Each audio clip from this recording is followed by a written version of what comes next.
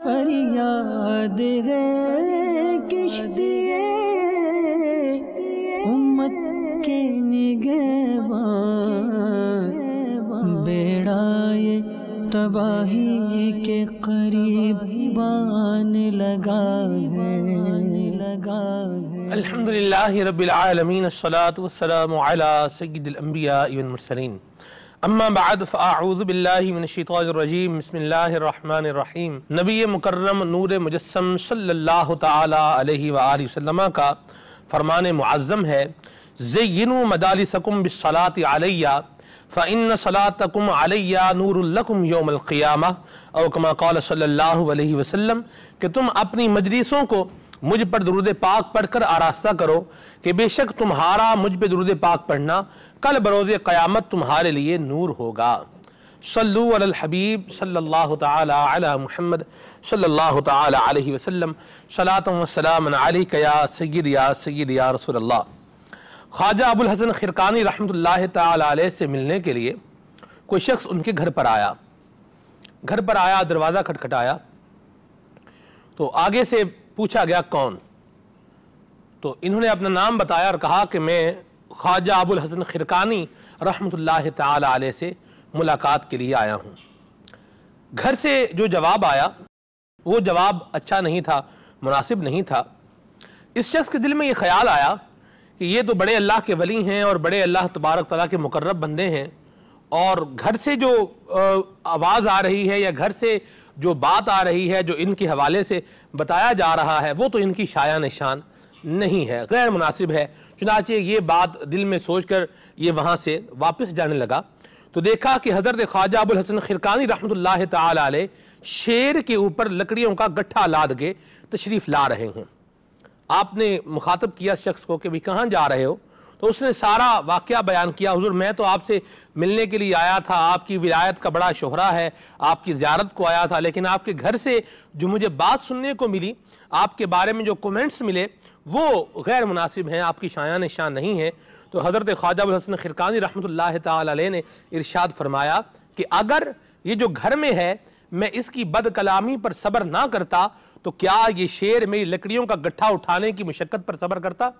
तो मदनी चैनल के नाज़रीन, इस हिकायत से भी हमारे लिए एक सबक भी मिलता है, एक दर्स भी मिलता है कि घर के अंदर जो नोक झोंक हो जाती है उस पर अगर बंदा सब्र करता है, बर्दाश्त से काम लेता है, तो जिस तरह उसका घर एक अच्छे तरीके से चलता रहेगा, अमन और सुकून का गहवारा बनने की उम्मीद है, यूं ही मुआशरे के ऊपर भी इसके अच्छे जो है वो असरात मुरतब होंगे। निगरान मरकज़ी मजलिस शूरा हमारे साथ मौजूद हैं, मदनी फूल अता फरमा रहे हैं। किसी के महसूसात, ये मैं आप तक जो है वो ये पहुँचाऊँ, ये कहना कि निगरान शूरा ने जो मदनी फूल अता फरमाए हैं बड़े रिलायबल मदनी फूल हैं, लेकिन अब बात यह है कि जिसने वो मदनी फूल सुने हैं वो तो अपनी ही बात वो सुन लेता है कि भाई देखो तुम्हारा काम ये, देखो हाजी साहब ने ये कहा था लिहाजा अब ये करो, उन्होंने कहा था पानी पिला दो तो अब पानी पिलाओ मुझे, उन्होंने कहा था बर्तन उठा के जो है वो बंदा किचन में रख देते तो चलो बर्तन किचन में रख के आओ। अच्छा जूते जो है वो कहीं आगे पीछे उतार दिए, तुमने सुनना नहीं था कि हाजी साहब ने क्या फरमाया था, तो जूते भी जो है यूँ रखे हुए यहाँ पे, जूते भी यहाँ पे रखो, यानी इस तरह का भी मामला हो रहा है। अब वो जो है वो कह रहा है कि जी मैंने तो कहा था कि उन्होंने जहाँ ये चीज़ें बयान की थी वहाँ दीगर बातों का बयान भी फरमाया था कि हमारे अखलाक जो है उम्दा होने चाहिए, हमारी बात करने का अंदाज जो है उम्दा होना चाहिए। क्या फरमाएंगे आप, अगर कोई ऐसी कश्मकश के अंदर है तो उसके लिए आप क्या मदनी फूल अता फरमाएंगे? अल्हम्दुलिल्लाह रब्बिल आलमीन वस्सलातु वस्सलामु अला सय्यिदिल मुरसलीन। अगर कोई इतनी उम्दगी के साथ सुन रहे हैं, नोट कर रहे हैं, तो मेरे लिए तो अव्वल तो खुशी की बात है कि इनको ये सारी बातें याद रह रही हैं जी। और दूसरा ये कि अगर मिसाल के तौर पर इस तरह दोहराई एक दूसरे के साथ करवा दी जाए जी, तो इसमें भी हरज क्या है। अगर कोई एक याद दिला दे कि वो बदतमीज़ी तो नहीं ना हो रही, क्या आप तमीज़ नहीं है आपको, वो कहा भी था कि चप्पल अपनी जगह पर उतारने थे, आपने क्यों नहीं उतारे, तो इस तरह तो नहीं ना। अगर कोई मिसाल के तौर पर याद करवा दिया जाता है, देखिए घर में खुशतबी नहीं हो सकती, क्या बच्चों की अम्मी बच्चों के अब्बू के साथ शोहर के साथ खुशतबी नहीं कर सकती। लगता है आप भूल गए इमरान की बातें। तो यूँ मतलब ये खुशतबी का माहौल नहीं हो सकता। ज़रूरी कि हर चीज़ को हम इतना सीरियस ले लें और अपनी इज़्ज़त नफ्स का मसला बना लें, अपनी अन्ना का मसला बना लें। तो अगर कोई आपकी, देखें ये बच्चों वाली आदत होती है कि वो कहे ना कि उसने ये किया है तो दूसरा बच्चा कहता है उसको भी तो समझा, उसने भी तो किया है। ये बच्चों वाली आदत होती है। जो मेच्योर्ड किस्म के, समझदार किस्म के और सेंसिबल किस्म के जो लोग होते हैं ना, उनको अगर ये कहा जाए ना कि आप ये दुरुस्त कर लें, तो जवाब में सामने वाले की मिस्टेक निकालना शुरू नहीं करते, बल्कि अपने आप को रेक्टिफाई करते हैं, अपने आप को दुरुस्त करते हैं, और फिर किसी और मौके पर वो अपनी इस्लाह की जो इनको बात करनी थी वो करते हैं। खुद अगर आप जवाबी कार्रवाई पर उतर आएंगे तो फिर घर का माहौल नहीं ना बन सकेगा। सही। मदीना मदीना माशाल्लाह। आर दिलाना, मैंने पहले ही अर्ज कर दी थी कि अगर बच्चों की अम्मी, बीवी, वाइफ जी अगर शोहर को आर दिलाती है, हमने जो यहाँ बयान किया हमने बयान किया ना जी, अब वो आप बयान करेंगी तो आपको और हमारे बयान करने में फ़र्क है। सही। और मतलब हम यहाँ जनरल बयान कर रहे हैं, यानी अगर मैं भी कोई सामने पर्टिकुलर एक ख़ास शख्स को बयान करूँगा ना कि आप अपनी बीवी को पानी पिलाओ, आप जूते अपनी जगह पर उतारो, तो आप मोज़े अपनी जगह पर उतारो, आप चलें प्लेट उठाएं, आप जाएं किचन में जाकर प्लेट रखें, तो मैं भी अगर डायरेक्टली आइडेंटिफाई करके पर्टिकुलर पर्सन को अगर ये काम करवाना चाहूँगा ना, हो सकता है उसकी नफ्स पर गिरा गुजरे। मैं जनरल बात कर रहा हूँ, जो अपने ऊपर ले अपने भले को लेगा, जो अब इसको अपनी जिद और अना का मसला बनाए वो अपनी ही ज़ात के लिए कोई ना कोई नुकसान का सबब बन सकता है। लिहाजा ये जो आप अगर आप डायरेक्ट किसी को यूं समझाने के लिए बैठेंगे और तंज करने बैठेंगे, तनकीद करने बैठेंगे, तो काम नहीं चलेगा कि उस दिन याद नहीं है कि क्या कहा था, उस दिन याद नहीं क्या कहा, तो वो भी सामने वाला भी बोलेगा याद नहीं क्या कहा था कि शोहर को आर नहीं दिलानी चाहिए, शोहर को तकलीफ नहीं देनी चाहिए, शोहर को तंज नहीं करना चाहिए, तंज, तनकीद और ताना बीवी को भी नहीं करना चाहिए। लेकिन इस तरह की जवाब अगर यही माहौल रखना है तो फिर मिसाली घर नहीं बन सकता आपका। आपको मिसाली घर बनाने के लिए अपनी ज़बान मिसाली बनानी पड़ेगी, अपनी सोच मिसाली बनानी पड़ेगी, और एक दूसरे के हुकूक को अदा करने के लिए आपको आगे आना पड़ेगा। आप इस जोन से निकल जाएंगे ये मेरे ही हक अदा करे, आप उसके हक अदा करने, क्या पता कि आप हक अदा करते करते आप भी दुनिया से जल्दी चले जाएं, तो कम से कम आपके ऊपर तो किसी की हक तलफी का क़यामत के रोज़ बोझ नहीं होगा। इंग्लिश में कहते हैं सब गिव राइट्स गेट राइट्स, आप हुकूक दीजिए तो आप हुकूक मिल जाए। जी मदीना मदीना मरहबा। कॉल्स को शामिल करते हैं, फिर एक और बात है उस पर भी निगाह शुरा से मदनी फूल लेने हैं इंशाअल्लाह। जी साहब से सवाल ये था कि जिस तरह घर में मियाँ और बीवी दोनों रहते हैं, कई बातों पर खामिद खामोश रहता है, बीवी अगर नाराज होकर चली जाती है तो वो उसके बारे में क्या तरकीब है कि जिसमें खामिद का गलती भी ना हो और उसके 3 बच्चे हों और वो बच्चों को छोड़कर अपने वालिदैन के घर चले जाएं और इस बात को 13 से 15 दिन हो जाए, तो आप क्या इरशाद फरमाते हैं? उसको चाहिए कि वो ऐसा ना करे, अपने शोहर की दिल आज़ारी ना करे, अपने शोहर को तकलीफ़ ना दे और उसकी इजाज़त के बगैर ऐसा कदम ना उठाए। और अगर कोई अल्लाह ना करे को बहुत ही ज़्यादा संजीदा किस्म की बात है कि जिसकी वजह से उसको लगता है कि मैं वहाँ रहना मेरे लिए इस तरह मेरे लिए मसाइल हैं, तो वो मतलब कि कोई ऐसी रिलायबल तरकीब बनाए कि जिससे उसका घर टूटने से बचे। अलबत्ता ऐसे मौके पर शोहर को चाहिए कि वो थोड़ी बुर्दबारी और का मुजाहरा करे, आप बड़े हैं। ये बात देखिए, बड़ा है ना कह देने से या उम्र से नहीं हो जाता, बड़ा तो बड़े कामों से बड़ा बनता है। छोटा आदमी भी अगर कोई बड़ा काम कर जाए तो मैंने कहता है यार ये आदमी बहुत बड़ा है। बड़े लोग जो है ना ये जिद नहीं रखते, मतलब ये बनाने की करते हैं, ये घर तोड़ने से बच जाते हैं। और जब बच्चे हो जाते हैं तो बहुत ज़्यादा कंप्रोमाइज़ किस्म की पॉलिसीज़ जो है ना वो आ जाती हैं।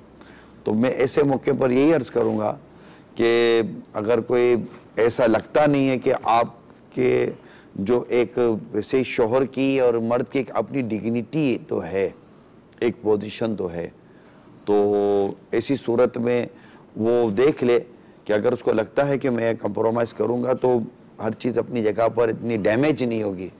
क्योंकि अमीर सुन्नत का मुझे एक वाक़या याद आ रहा है। अमीर सुन्नत के पास एक केस आया, वो मदनी माहौल के इस्लामी भाई थे और बहुत पुरानी बात है, अब तो अमीर सुन्नत का इस तरह की चीज़ों में इन्वॉल्व होने का बज़ाहिर कोई चांस ही नहीं है। तो वो भी रूठ कर घर चली गई थी, तो अमीर सुन्नत तक बात पहुंची कि अगर आप, वो भी आपकी मुरीद नहीं है, अगर आप समझा देंगे तो हो सकता है वापस आ जाएगी। अमीर सुन्नत ने मैटर को समझा, एक तरफा तो कार्रवाई करें तो नहीं है, और उनसे भी बात हुई और बातचीत जब समझी तो शोहर की गलती नहीं थी। अच्छा, जिद ये थी कि ये लेने आएगा तो ही लड़की जाएगी, ये जिद थी। अब अमीर सुन्नत ने गौर किया कि मैं ऐसे कैसे लड़के को बोलोगे तू चला जा, और पोजीशन भी तो होती है ना एक आदमी की, और ऐसी सूरत नहीं थी कि मैं उसको बोलूँ, मामले की नोयत ऐसी नहीं थी। तो आप फरमाते कि मैंने उसको कहा कि आपको आ जाना चाहिए, आप आ जाए, ठीक है। तो वो एक तरह से उसकी गुफ्तगू से ऐसा जाहिर होता कि वो तैयार हो गई थी, लेकिन अमीर उसमें फरमाते कि मैंने पीछे से एक आवाज़ सुनी, वो मेमन घराना होगा, मना करी दे, मना करी दे। ये अमीर सुन्नत यानी मना कर दे कि मैं नहीं जाती।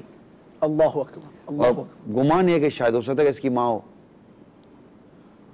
तो उसने मना कर दिया कि नहीं मैं नहीं आती, मैं नहीं जाऊंगी। फिर घर टूट गया, तलाक हो गई, अल्लाह अकबर, उससे दूसरी शादी कर ली। तो बाद औकात लड़की है ना, लड़की, इसके अंदर इतनी सख्ती नहीं होती क्योंकि वो भी घर बचाना चाहती है। बस औकात उसके कुछ लेफ्ट राइट और इस तरह की चीज़ें उसके साथ कार फरमा होती हैं जो उसको आगे बढ़ने से बजाय उसके आगे खौफ और डर की दीवारें खड़ी करते हैं, और इस तरह होते कि अगर तू झुक जाएगी तो फिर वो देख तेरा क्या हाल करता है। अल्लाह अकबर। इस तरह घर टूटते हैं। बच्चियों को घर पे ना बिठाना यही माँ बाप की बहुत अहम जिम्मेदारी है कि अगर उसको लगता है कि तो बात करेंगे ना दामाद से, खूबसूरत अच्छा बात करेंगे, लड़ेंगे तो नहीं ना। हो सकता है कि जब कोई बात हो तो सामने आए कि यार गलती हमारी बेटी की है, और बेटी की अगर गलती नहीं भी है तब भी माँ बाप को चाहिए कि बेटी का घर ना टूटने दें और बात करें और रियलिटी लें। सिर्फ मैं कल मौका नहीं था बात करने का और मुझे बाद में भी याद आया थोड़ा सा, मैं ये कल भी जो इस तरह के सवाल आए थे, मुझे ऐसा लगता है कि बेटे के जो माँ बाप है ना, इनका एक अपना किरदार है। अगर उन्होंने अपनी बहू की थोड़ी सी साइड ली जायज़ तरीके पर, और बेटी के जो माँ बाप है ना, उनका अपना किरदार है, वो अगर थोड़ी सी जायज़ तरीके पर अपने दामाद की साइड लेना तो बहुत अच्छा अंदाज हो सकता है। यानी कि बाप अपने बेटे को समझाएगा ना कि नहीं तुमको ऐसा नहीं करना चाहिए, तो बेटा क्या कर लेगा बाप का। लेकिन ससुर दामाद को समझाने बैठेगा ना तो उसको गलतफहमी पैदा होगी कि लगता है कि ये अपनी बेटी की साइड ले रहा है, शैतान नफ्स। अगर ससुर अपने बहू को समझाने बैठेगा ना तो हो सकता है कि उसको कि जैसे चूंकि उसका बाप है तो मेरी बात तो समझ में आएगी नहीं, लेकिन अगर उसी का वालिद उसको समझाने बैठेंगे ना कि नहीं बेटी तुमको ऐसा नहीं करना चाहिए, शोर के ये हक है, शोर के ये हक है, आपको इस तरह घर में रहना है, शिकायत आपकी बेटा नहीं आनी चाहिए, आप सब्र करना।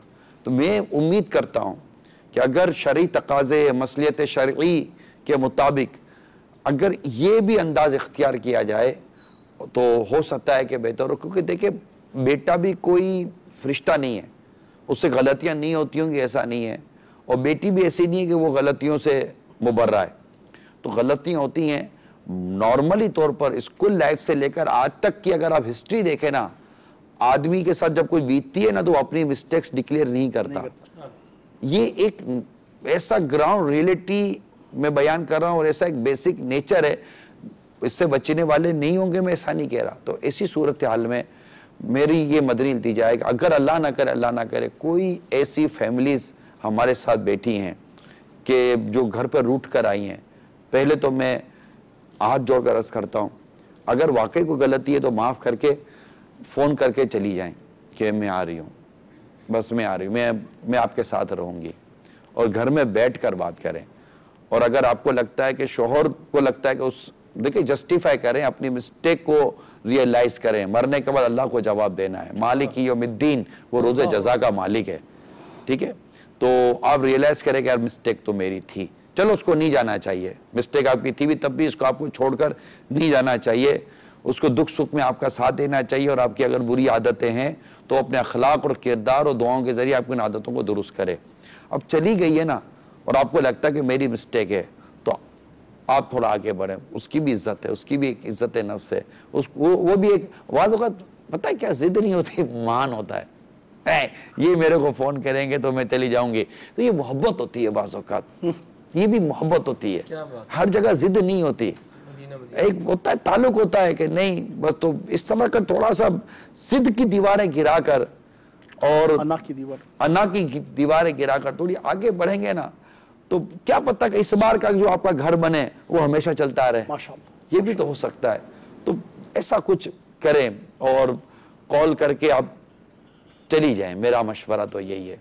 अरे मैं एक भाई हूँ, अपनी बहनों को यही मशवरा दूंगा, मेरी इस्लामी बहनों को, और मैं हरगिज़ नहीं चाहूँगा कि मेरी किसी भी इस्लामी बहन का या मेरे किसी भी इस्लामी भाई का घर टूटे।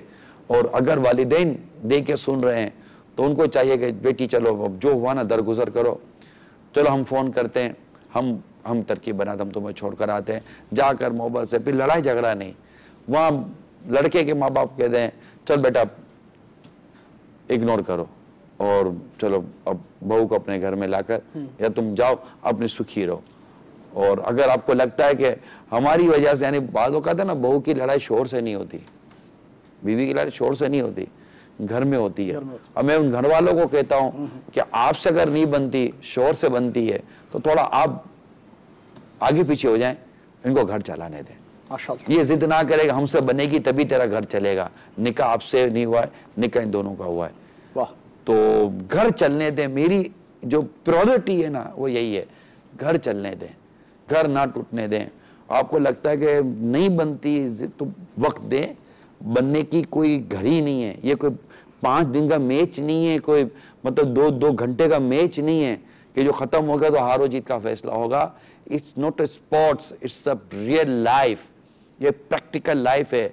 इसमें बेहतरी आने की कोई मतलब की घड़ी नहीं है कि बादों का लम्हे में बेहतरी आ जाती है और ज़िंदगी भर घर चल जाता है। ऐसे कई घरों की मिसालें आपको शायद पता होंगी कि टूटने को टूट रहा होता है लेकिन ऐसा जुड़ता है कि अल्हम्दुलिल्लाह ज़िंदगी गुजर जाती है।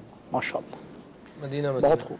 मैसेज भी हैं लेकिन पहले कॉल को लेते हैं, फिर मैसेज की तरफ भी आते हैं इंशाल्लाह। जी, अस्सलामु अलैकुम व रहमतुल्लाहि व बरकातुहू। वालेकुम अस्सलाम व रहमतुल्लाहि व बरकातुहू।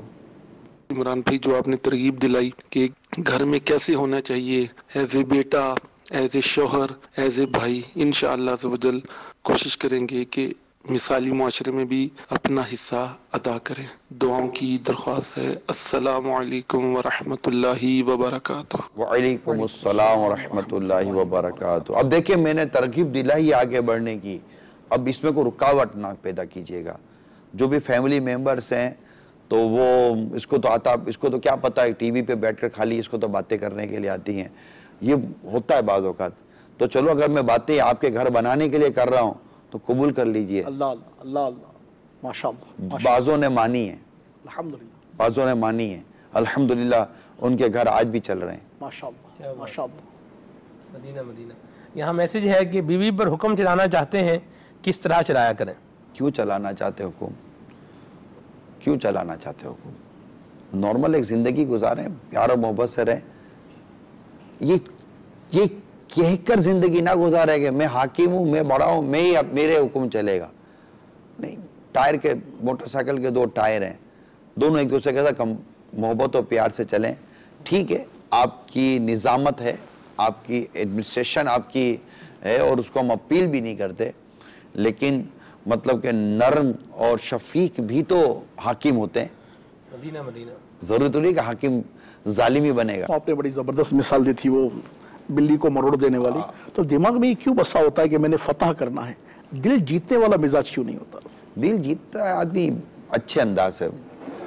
आप दिल जीतने पर एक वाक़या याद आया। एक दफ़ा अब्दुल्लाह इब्न मुबारक रहमतुल्लाह ताला अलैह शहर में दाखिल हुए, लोगों का हुजूम पड़ गया। खलीफा हारून रशीद का दौर था। खलीफा हारून रशीद ने देखा तो पूछा कि ये कौन है? तो बताया कि ये वक्त के बहुत बड़े वली हैं, इनका नाम अब्दुल्लाह इब्न मुबारक रहमतुल्लाह ताला अलैह। और लोग इनका इस्तकबाल करने के लिए घरों से निकले हैं। और फिर उसी ने कहा कि ए बादशाह, तुम्हारी हुकूमत लोगों के जिस्मों पर है, इनकी हुकूमत लोगों के दिलों पर है। ये जो अजसाम पे हुकूमत करने का जो मिजाज है ना, वो सीधी बात है कि अब मैं मुल्क का प्राइम मिनिस्टर और प्रेसिडेंट तो बनने से रहा, अब मेरी जो नन्नी मुन्नी रियाया है ना, मेरा नन्ना मुन्ना फूल है, बेटा है, बेटी है, घर वाले, उन्हीं पर मैं जरा जल्लाद हाकिम बन करूंगा, हाँ मेरा हुक्म मानो वरना छोड़ूंगा नहीं। तो ये मिजाज तो नहीं होना चाहिए किसी का भी होना चाहिए, ना दादा का, ना नाना का, ना बाप का, ना भाई का। मोहब्बत और प्यार से रहें। कॉल भी शामिल करते हैं। मैसेज है यहाँ पर कि क्या बीवी के लिए ज़रूरी है कि वो हर ईद अपने ससुराल में ही गुजारे? नहीं, ज़रूरी नहीं है। इस हवाले से भी कुछ मदनी फूल दे रहे हैं। बाज़ औक़ात होता है कि ये नहीं भाई इधर मेरे मेरे अपने मेके में जाकर ही गुजारे, अंडरस्टैंडिंग से चले। अच्छा, अंडरस्टैंडिंग में भी है ना मादरत के साथ, उसको चाहिए कि फोकियत अपने ससुराल को दे, यानी कि सास को ना कहे कि मेरी माँ ने कहा कि ईद मेरे घर पे मनाना, माँ को कह दे कि वो अम्मी चाहती है, यानी सास को भी अम्मी कहते हैं, अम्मी की ख्वाहिश ये है कि मैं ईद यहीं मनाऊं, या ये चाहते हैं कि मैं ईद यहीं मनाऊं, तो ये भी आई होंगे घर में, तो यहाँ की तरकीब है तो मैं यहाँ ईद मनाऊंगी, फिर मैं इंशाअल्लाह तरकीब करती हूँ। यानी कि अब आप ससुराल आ गई है ना, तो अब इम्पोर्टेंस इसकी है माशाअल्लाह, ना कि उसकी। वो रुखसत कर चुके आपको। क्या बात, ठीक है, क्या बात है जी। निगरान शुरा, मेरा आपसे ये सवाल है कि बीवी से किस तरह से पेश आया जाए। और एक बात आपको मैं बताऊं कि आपका बयान मुझे बहुत पसंद है, आपकी आवाज मुझे बहुत पसंद है। और एक बात कहूंगा, प्लीज अमीर अहले सुन्नत से कहिएगा कि मुझे ना आपका चेहरा देख के मुझे एक बात याद आती है कि हाँ मैं मुसलमान हूँ। सल्लू अलल हबीब जब आप कहते हैं ना, तो इसका जवाब देना मुझे बहुत पसंद है। सल्लू अलल हबीब सल्लल्लाहु अलैहि मुहम्मद। माशाअल्लाह माशाअल्लाह, मरहबा। अल्लाह ताला आपको दुनिया आखिरत की भलाइयाँ नसीब फरमाए और हमें आपके हुस्न ज़न से बेहतर बनाए। और बीवी के साथ कैसा सुलूक करना चाहिए, ये ना, अब तो ज़ाहिर है कि एक 18, 19, 20 साल का घर गृहस्थी छोड़कर जो आए, तो उसके साथ अच्छा सुलूक हो, नेक सुलूक हो, उसकी दिल आज़ारी से बचें, उसको घर के कामकाज में मशगूल रहना है, मगर एक बात ज़हन रखें कि आप बहू लाएं, काम वाली नहीं लाएं। मतलब ऐसा ना रखें, यानी जिस तरह एक घर के दूसरे लोग आराम भी करते हैं तो घर के कामकाज भी करते हैं, तो उसकी भी एक लाइफ है। जी जी, उसको ऐसा फील ना हो कि मैं मतलब कि एक कैद खाने के अंदर हूँ और एक मतलब कि जेल में हूँ और एक शेड्यूल के साथ मेरे को बेचारी की अपनी पर्सनल लाइफ तो ये सब कोई रहती ही नहीं ना। उसका पहले वो गालिबन जैसे ही वो ब्याह कर आती है तो अब उसका जीना शौहर के लिए है, जैसे ही बच्चे हुए तो फिर उसका जीना अब शौहर और बच्चों के लिए है।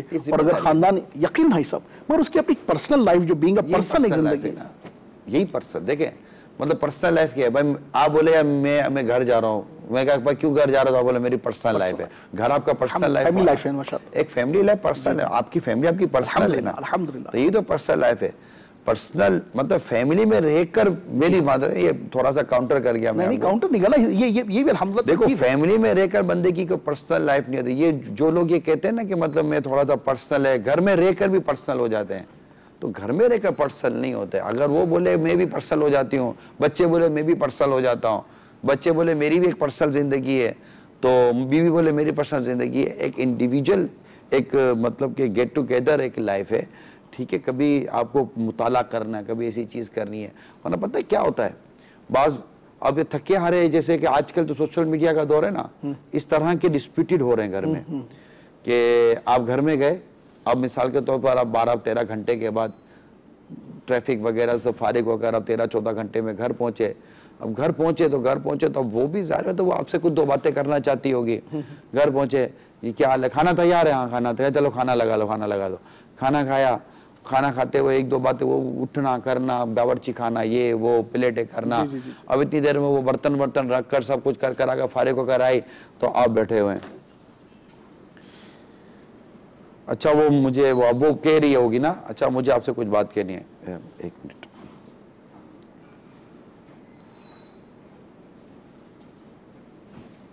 अच्छा वो कुछ, तो वो उठ के चली जाएगी, वो बोलेगी मतलब घर आते हैं आज, हाँ बोलो बोलो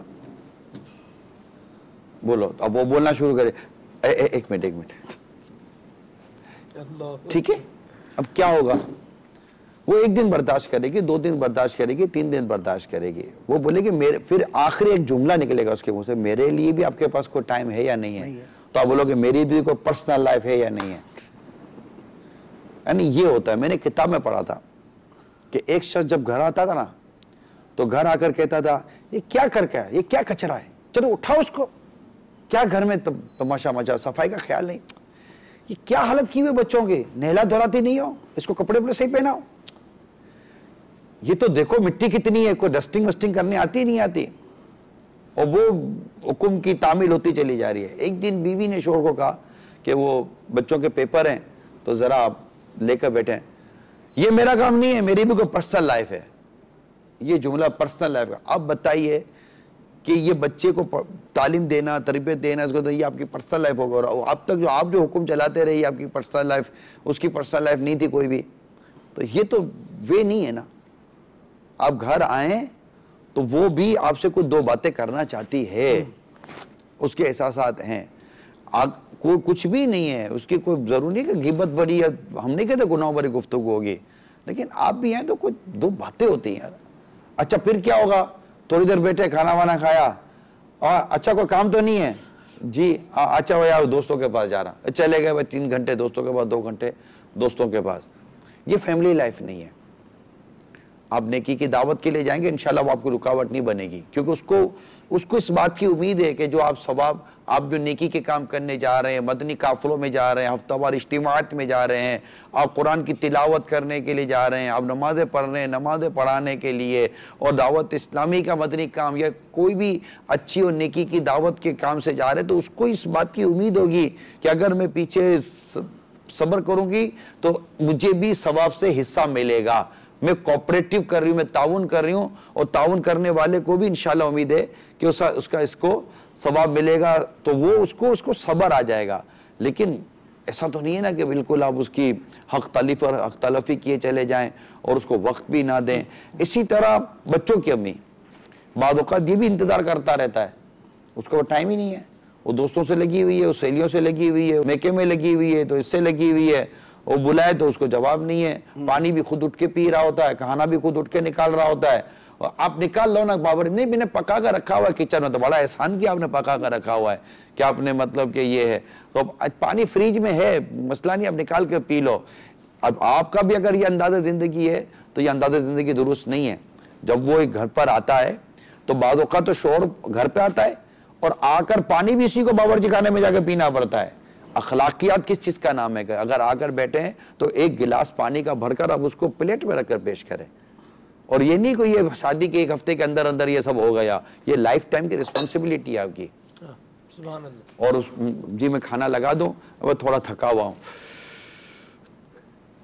कब लगा भाई बताता हूँ, तो उसको थोड़ी मोहलत दें, फिर 2 मिनट के बाद खाना लगा दूं, थोड़ी उसको मोहलत दे, वो थका हुआ उसका नहीं जी चाह रहा, और थोड़ी देर ज्यादा हो गई, उसने कह दिया पूछती भी नहीं है तुम तो। नहीं वो बता देगा, ठीक है आप मुझे बता दीजिएगा जब आपको खाना लगाना हो, तो मैं दूसरे काम में मसरूफ हूँ। अंडरस्टैंडिंग से घर चलाएं प्लीज, अंडरस्टैंड से घर चलाएं। सवाल है SMS पे कि मैं अपनी अम्मी के घर पर हूँ और मेरे ससुराल के बहुत ज़्यादा मसले बन गए हैं, हस्बैंड भी बहुत तंग करते हैं और वो लेने भी नहीं आए, तो क्या करूँ? और रब्ता करें, उनको बुला ले, हो सकता है वो आपकी कॉल का इंतजार कर रहे हो कि आप लेने आए, मुझे आपके पास आना है। अरे उड़ता हुआ पहुंचे यार, माशाअल्लाह, मैं आपको बताऊं उड़ता हुआ पहुंचे। बाद औक़ात शोर इंतजार कर रहे होते हैं, अल्लाह अल्लाह अल्लाह अल्लाह, ये मुझे फोन करेगी तो मतलब वो जैसे मोबाइल का अगर चांद पर भी होगे तो चला जाऊंगा यार, एक मिसाल दे रहा हूँ। बाद औक़ात इंतजार कर रहे होते हैं, क्या बात क्या बात। और बाद औक़ात वो इंतजार कर रही होती है कि अगर एक बार फोन आ गया तो मैं भी चल पड़ूंगी। बस मैं यही कह रहा हूँ कि ये जो फासले वाले हैं ना, मुद्दे को कौन पहल करता है? फासले दूर करने का फैसला कर लीजिए, फासले दूर करने का फैसला कर लीजिए। कैसी खूबसूरत बात करते हैं हमारे अतर भाई, माशाल्लाह। यहाँ सवाल है मैसेज पर कि दामाद को कैसे ठीक किया जाए? क्या हो गया उसका? अपनी बीवी से लड़ाई करता है, नरमी से, प्यार से, मोहब्बत से तरकीब बनाई जाए, और अगर ससुर सब घर ले जाए, ये कैसे समझाएं? नहीं मतलब कि देखिए मैं आपको अर्ज कर रहा हूँ ना कि अगर वाकई हालात ऐसे हो जाए ना, तो फरीकैन मोतमद, खौफ खुदा वाले और सुलझे हुए लोगों को बीच में डालें। इंशाअल्लाह ताला वो सुलह कराएंगे और घर टूटने से बच जाएगा इंशाअल्लाह। मदीना मदीना कॉल को शामिल करते हैं जी। अस्सलामु अलैकुम वरहमतुल्लाहि वबरकातुहू। वालेकुम अस्सलाम वरहमतुल्लाहि वबरकातुहू। मोहम्मद अदिल अत्तारी बाबुल मदीना कराची से अर्ज कर रहा हूँ। माशाअल्लाह अज़्ज़ा वजल बहुत ही जबरदस्त आप लोगों का सिलसिला चल रहा है, काफी दिन से मैं देख रहा था। तो अभी आप माशाअल्लाह तरगीब दिला रहे हैं मियाँ बीवी के हवाले से। तो मेरे जहन में एक ये बात आई कि जिंदगी का कोई भरोसा नहीं है, इंसान आपस में नाराजगियां रखता है, कब किसकी मौत का वक्त करीब आ जाए और कौन चले, और फिर बाद में इंसान रोता रहता है। क्योंकि अभी पिछला जो पहला जुम्मा था माह रमजान का, हमारे एक दूर के रिश्तेदार है, उनकी 17 साल एक बेटी का इंतकाल हुआ और जुम्मे को उनका इंतकाल हुआ और इतवार को उस बच्ची का मैट्रिक का रिजल्ट आया जो कि A1 ग्रेड में जो है ना प्लस में पास हुई। तो ये जिंदगी है, इंसान इस चीज को सोचे कि यार मैं आज हूँ कल नहीं हूँ, आपस में जो है ना नाराजगियां ना रखी जाए। अल्लाह ताला आपको सिलसिला करने पर की बरकत नसीब फरमाए। अल्लाह ताला दावत इस्लामी के हर मुबल्लिग को खुश रखे, दुआओं में याद रखिएगा। अस्सलामु अलैकुम वरहमतुल्लाहि वबरकातुहू। वालेकुम अस्सलाम रहमतुल्लाहि व बरकातुहू। हौसला अफजाई फरमाने का भी शुक्रिया और बड़ी खूबसूरत रहनुमाई की कि जो औरत अपने शोहर को छोड़कर घर बैठी हुई नाराज़ होकर, अगर उसे इत्तला मिल जाए कि उसके शोहर का इंतकाल हो गया, अल्लाह, वो कितने सदमे में वक्त गुजारेगी। वल्लाह अल्लाह हो सकता है सदमे में वक्त गुजारे, और अगर उसको पता चले कि मेरी बीवी का इंतकाल हो गया तो हक चला ही जाएगा। हक तलफ है।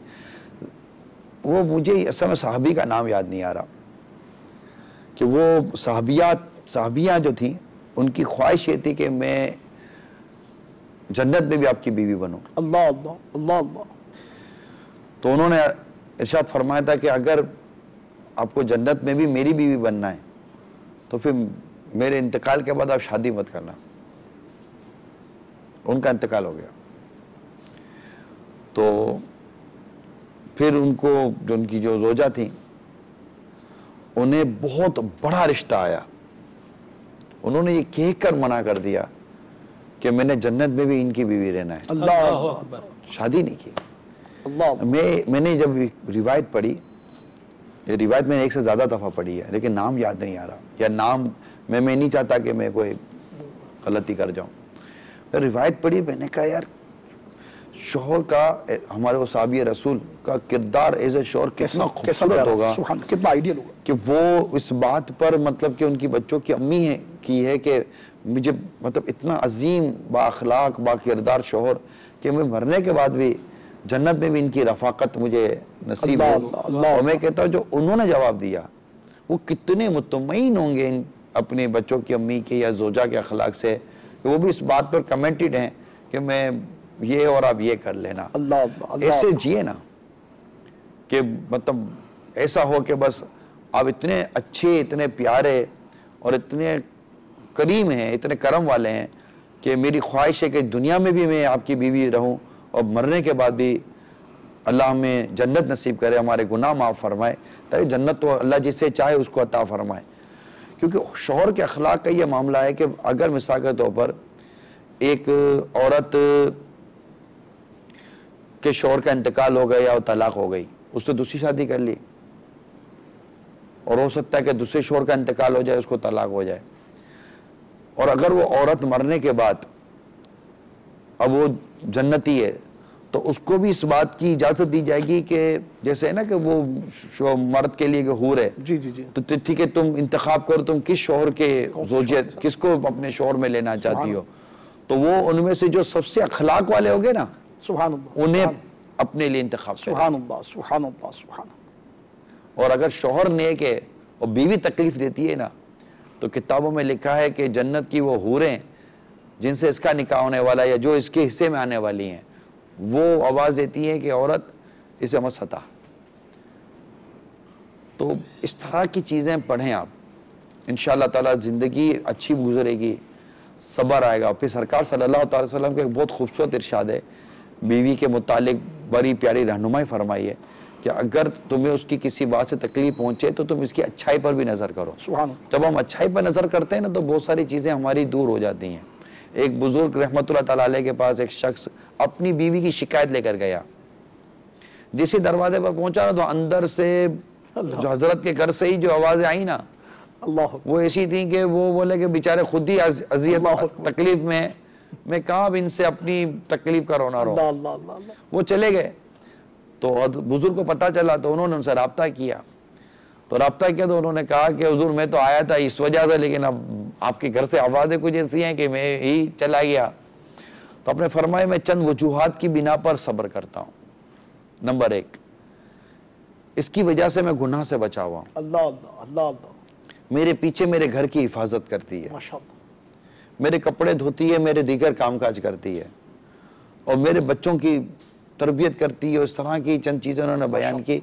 बोला तो अच्छाई की तरफ गए ना कि भाई इससे मुझे कोई सपोर्ट तो है।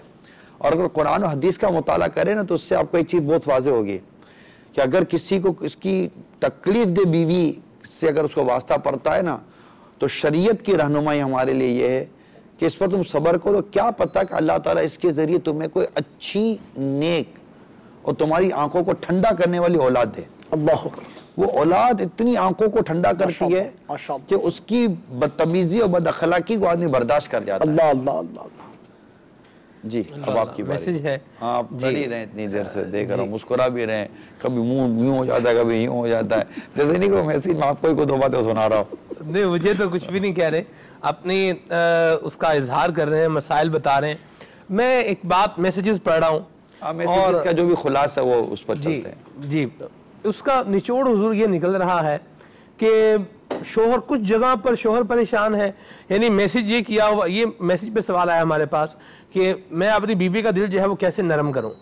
और कई जगहों पर बेचारी बीवियां परेशान हैं कि शोहर क्या मतलब हमारे जैसे कहते हैं ना जीने बाज़ औक़ात वो पीछे जी जीना दुश्वार कर देना। होते हैं जालिम किस्म के भी शोहर होते हैं, बड़े वहशत और बर्बरियत किस्म के शोहर होते हैं।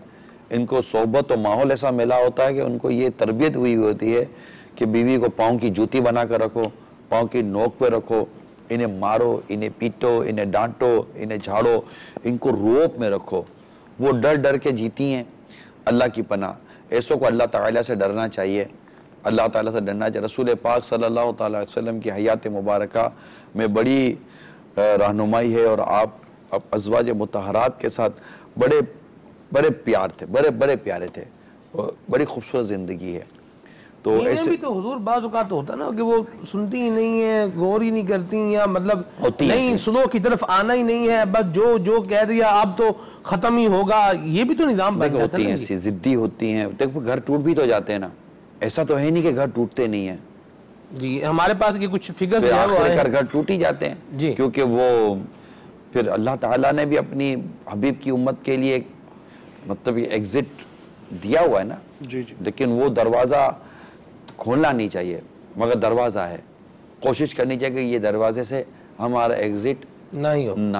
मदीना मदीना मजीद कुछ कॉल्स शेर जहन में आ रहा है जी। शेर आप हाँ, वो कहते हैं कि ऐसे रहा करो कि करें लोग आरजू, ऐसे रहा करो कि करें लोग आरजू, ऐसा चलन चलो कि ज़माना मिसाल दे।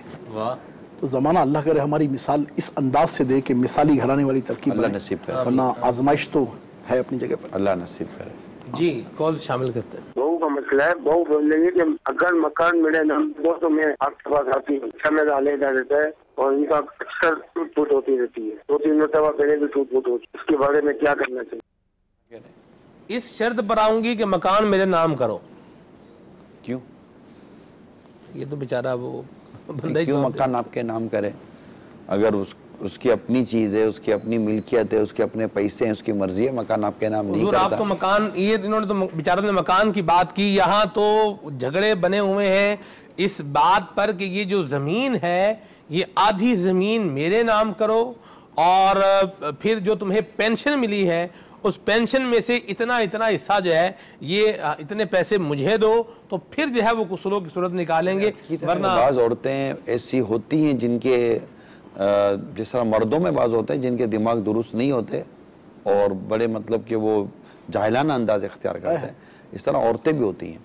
इनके अंदाज दुरुस्त नहीं होते, लालची होती हैं, हरीस होती हैं और बेकार किस्म की अपनी सिक्योरिटी के मामले में ये परेशान होती हैं और फिर तकलीफ़ देती हैं। जो देखिए आपका जो हक़ है ना, जो आपका हक़ है, शरण जो आपका हक़ है, उस हक़ के लिए बात करने में आपको हक हासिल भी है, मगर उस हक की बात करने का एक अच्छा नरम और उम्दा तरीका है। मगर जिस चीज़ में आपका हक नहीं है उसके लिए लड़कर झगड़कर और उसके लिए ज़िद पैदा कर कर आप अपना और दूसरों के घर को ख़राब मत करें। इसलिए अपना घर बना के रखें। अल्लाह ताला ने चाहा तो आपकी दुनिया भी अच्छी हो जाएगी, आपकी आखिरत भी अच्छी होगी। मदीना मदीना जी, मजीद कॉल शामिल करते हैं। अस्सलाम वालेकुम वरहमतुल्लाहि वबरकातुहू। वालेकुम अस्सलाम वरहमतुल्लाहि वबरकातुहू। शहजाद अतारी अर्ज कर रहा हूँ मरकज़ुल औलिया लाहौर से। मेरा ये सवाल था कि अगर बच्चों की अम्मी जब अपने वालदा की तरफ जाएं तो उनकी गैर हाजिरी में पीछे उनके अगर उनका शोहर बर्तन धो दे तो उसमें सिला रहमी की नियत की जा सकती है, और इस तरह करना कैसा? बराए करम इसके बारे में कुछ फरमा दीजिए। अस्सलाम वालेकुम वरहमतुल्लाहि वबरकातुहू। वालेकुम अस्सलाम वरहमतुल्लाहि वबरकातुहू। अगर शोहर बर्तन धोता है तो क्या प्रॉब्लम है इसमें? चाय बनाता है तो क्या प्रॉब्लम है इसमें? कभी कोई चीज़ ऐसी चीज़ कर लेता है तो क्या प्रॉब्लम है इसमें? अपने लिए नाश्ता तैयार, भले वो घर में है तब भी क्या प्रॉब्लम है?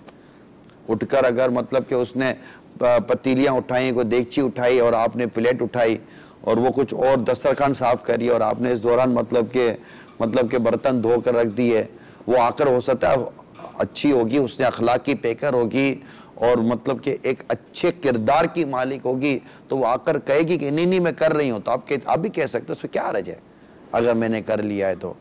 हज़रत उमर बिन अब्दुल अजीज़ रज़ियल्लाहु ताला अन्हु के पास एक मेहमान थे, तो चराग बुझ गया। तो मेहमान ने कहा कि हुजूर खादिम को हुक्म करते हैं वो जला देगा। कहा खादिम सोया हुआ है, उसको भी तो नींद की ज़रूरत पड़ती है, आराम की ज़रूरत पड़ती है। आप उठे और आपने चराग जला लिया, फिर आकर बैठ गए और फरमाया कि चराग जब बुझाता तभी मैं उमर बिन अब्दुल अजीज़ था, चराग जला कर आया हूँ तभी मैं उमर बिन अब्दुल अजीज़ रज़ियल्लाहु ताला अन्हु। आज उनका मिसालें देते हैं। तो अगर आप कुछ कर लेते तो क्या हर्ज है? और घर में ऐसा क्यों मतलब कैसा माहौल बनेगा? ऐसा नहीं होता, बल्कि इससे इंशाल्लाह मोहब्बत पैदा होगी। बस औरत को चाहिए कि शोहर जब भी इस तरह का कोई अखलाकी मामला करे तो आप उसको रिस्पॉन्ड ज़रूर करें कि इस दौर में ये करना जो है ना, ये बहुत आला अखलाक की अलामत है। आप उसको रिस्पॉन्ड ज़रूर करें कि नहीं मैं कर लेती हूँ, नहीं मैं कर लेती हूँ। बोले उसको कर ले, अगर वो करता है अपने दिल से तो कर लेने दें, मगर ये करे ये ज़रूरी नहीं है। आज आपने बर्तन उठाया नहीं, आज आपने बर्तन धोया नहीं, फिर जिंदगी भर धोती रहना बर्तन आप। अच्छा, यहाँ एक और बात भी मैं करना चाहूँगा कि घर के अंदर जो डिस्प्यूट की एक और वजह बनती है वो ये भी बनती है कि जब औलाद जो है ये बरसरे रोज़गार हो जाती है और इनकम जब घर में आना शुरू हो जाती है, तो इस पर भी बाज़ औक़ात घर में वालिदैन जो है मियाँ बीवी आपस में वो उलझ जाते हैं कि बीवी कहती है कि मेरे बेटे की कमाई है, बाप कहता है कि भाई मेरी कमाई है, बाप बोलता है कि घर पे मैं खर्चा करूँगा, जो माँ होती है बीवी कहती है कि मेरे बच्चों की कमाई आ रही है तो मैं खर्चा करूँगी, मुझे पता है निज़ाम कैसे चलाना है। पैसों पर बाज़ औक़ात झगड़ा हो जाता है, इतने पैसे लगाए, अच्छा 1000 रुपये लेकर गए थे तो 1000 रुपये में से 220 रुपये की सब्ज़ी आ गई, 120 रुपये का दही आ गया, तो ये बन गए 340 रुपये।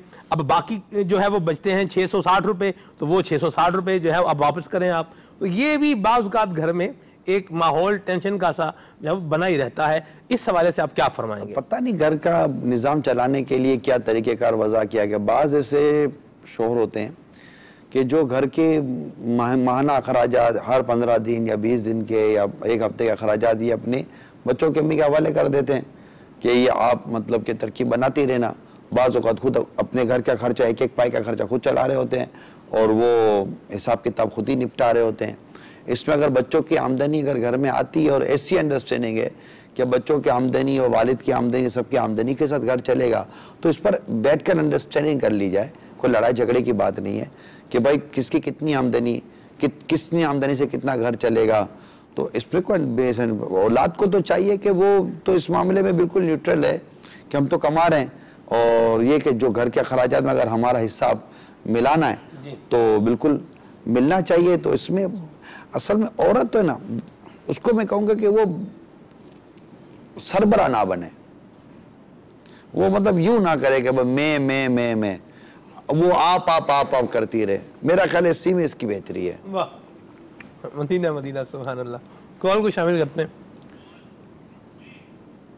मेरा नाम मोहम्मद शाहिद अंसारी है और मैं कराची से बात कर रहा हूँ। मेरा सवाल ये है कि शोहर अगर बीवी का घर के काम में हाथ बटाए, मिसाल के तौर पे खाने के बाद बर्तन उठा ले, चाय पका दे या कुछ बर्तन धो दे, तो क्या वो ये नियत कर सकता है कि हमारे आका भी काम किया करते थे, तो ये मेरी एक सुन्नत भी अदा हो सकती है, तो क्या ये सुन्नत कहलाएगी? देखिए, सुन्नत का तो मैं नहीं अर्ज कर सकता कि सुन्नत की एक अपनी तारीफ है, मगर ये ज़रूर कह सकते हैं कि अगर वो घर के उमूर में कोई अपनी इस तरह की नीयतों को शामिल करके हिस्सा मिलाता है तो ये ज़रूर कह सकते हैं कि महबूब करीम की अदाओं को अदा करने की कोशिश कर रहा है और करना चाहिए। कॉल चलाइए। तो जोजा है वो पर्दा नहीं करती, वो बार बार बोलते हैं, उसके बावजूद भी पर्दा नहीं करती, बस वो आम का जो बुरखा आजकल चला हुआ है वो बाया जिसको बोलते हैं वो पहनती हैं। इस हवाले से मैं जो शोहर है वो किस तरह इकदाम उठाए कि उनको पर्दे की तरफ राग़िब करे। अस्सलाम वालेकुम व रहमतुल्लाहि व बरकातुहू। वालेकुम अस्सलाम व रहमतुल्लाहि व बरकातुहू।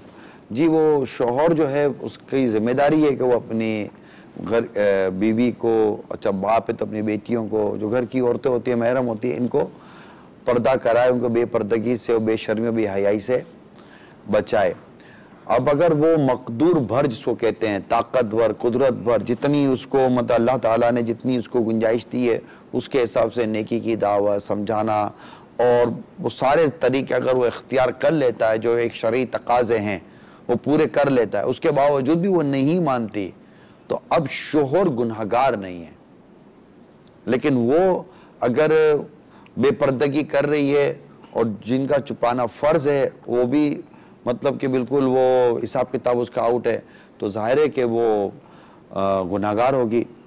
तो अगर इसको समझाया जाए, अब रही बात कि नहीं मुझे समझाना है तो पर्दे के बारे में सवाल जवाब किताब पढ़ा दी जाए, अमील सुन के मदनी मुज़ाकरे सुना दिए जाएँ, फिर उससे उस माहौल की तरफ भेजा जाए जहाँ पर्दा है। वो है दावत इस्लामी का मदनी माहौल, इस्लामी बहनों का मदनी माहौल है। इज्तिमात वगैरह में, मदरसतुल मदीना बालिगात में, दर्स वगैरह में शिरकत की कोशिश करेंगी तो इंशाअल्लाह उम्मीद है कि इनके अंदर वो पर्दे का जज्बा पैदा हो जाएगा। माशाअल्लाह। सवाल है हमारे पास कि मेरी बीवी रोज़े तो रखती है लेकिन गाने भी सुनती है, कैसे समझाऊं? निकी की दावत देते रहें और समझाने का ही सिलसिला जारी रखें, मदनी मुज़ाकरा दिखाते रहें। दीगर अमील सुन्नत के भी मदनी मुज़ाकरे दारुत अहले सुन्नत के हमारे सिलसिले होते हैं, वो सुनाते रहें। फिर गानों के 35 कुफ्रिया अशार, ये रिसाला अमील सुन्नत का, वो घर में रख दें तो कोई रिसाला पढ़ती रहेंगी, मदनी माहौल की तरफ भेज दें तो वो भी हो जाएगा। और आप नेकी की दावत देते रहें, इंशाअल्लाह उम्मीद है कि फ़र्क पड़ेगा। ख़ुद को बचाइए, खुद को बचाइए। यानी बाज़ों का ऐसा होता है कि हम कहते हैं कि ये गुनाह मत करो और अगला देख रहा होता है हम वो गुनाह कर रहे होते हैं, तो उसको अजीब व गरीब फीलिंग होती है कि मतलब कि ये मेरे लिए हराम है, क्या उसके लिए हराम नहीं है, जबकि हमें बचना है अगर अगला नहीं भी बचता तो। मगर जब अमल होता है ना तो उसकी तासीर कुछ और हो जाती है। सुभान अल्लाह।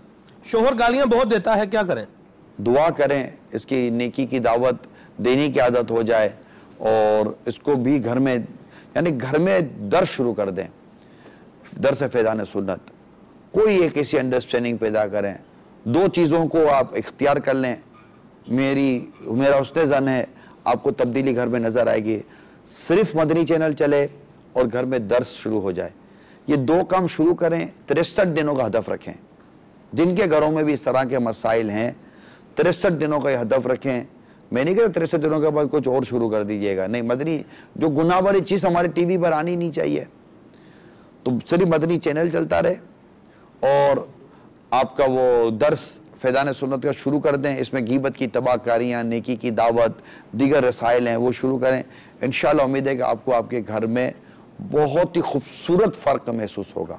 यहाँ ऐसे मैं बात पूछना चाह रहा था, आप जो इस तरह के घर गृहस्थी के जो मामलात होते हैं, वो चीज़ें जो घर के अंदर फसाद या टूट फूट पैदा कर रही होती हैं, उनको बड़ी डिटेल से जो है वो अपने मौजू में शामिल करते हैं, अपने डिस्कशन में शामिल करते हैं और बड़े प्यारे उसके आप सॉल्यूशंस भी और हल भी देते हैं।